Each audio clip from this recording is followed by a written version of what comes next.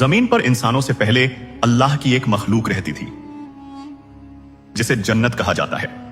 जब जिन्नातों ने जमीन पर फसाद, खुराफात और गुनाह के काम बढ़ा दिए तो अल्लाह ताला ने फरिश्तों को हुक्म दिया कि इस फसाद को खत्म कर दिया जाए।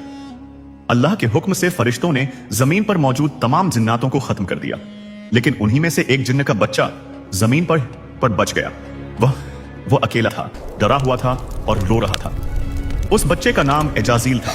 फरिश्तों ने उसका रोना सुना और अल्लाह की बारगाह में अर्ज किया, मौला, जिन्नात का एक बच्चा जमीन पर रो रहा है, आपका क्या हुक्म है? अल्लाह ताला ने फरिश्तों से फरमाया, इसे उठा लाओ और इसे तुम लोग तालीम दो।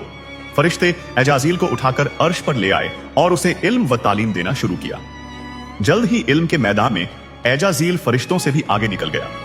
यह देखकर फरिश्ते फिर अल्लाह की बारगाह में हाजिर हुए और अर्ज किया, मौला, यह तो हम लोगों से भी ज्यादा इल्म वाला हो गया है। यह सुनकर अल्लाह ताला ने फरिश्तों से फरमाया, अगर ऐसी बात है तो तुम इससे तालीम हासिल करो। एजाजील के लिए एक खूबसूरत झूला बनाया गया। वह उसी झूले पर बैठकर फरिश्तों को इल्म सिखाने लगा। एजाजील अब मुअल्लिम उल मलकूत यानी फरिश्तों का उस्ताद बन गया।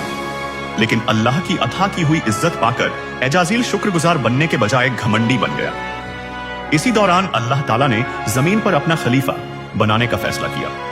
खलीफा ए अव्वल यानी हजरत आदम अलैहिस्सलाम को वजूद में लाने के बाद अल्लाह ने फरिश्तों के साथ साथ एजाजील को भी हजरत आदम को सजदा करने का हुक्म दिया। फरिश्तों ने अल्लाह का हुक्म मानते हुए हजरत आदम को सजदा कर लिया, लेकिन एजाजील अपने इल्म और इबादत के घमंड में बोला, मैं आग से बना हूं और आदम मिट्टी से बना है। यह कहकर उसने अल्लाह के हुक्म का इनकार कर दिया। इसी नाफरमानी और तकब्बुर की वजह से अल्लाह ताला ने एजाजील को इब्लीस शैतान बनाकर अपनी बारगाह से निकाल दिया। याद रखो, अर्श से फर्श तक जितने भी घमंडी हैं सब इब्लीस की जमात में होंगे। इसलिए अल्लाह का शुक्रगुजार बनो, क्योंकि हर अहंकारी का अंजाम बेहद खतरनाक होता है।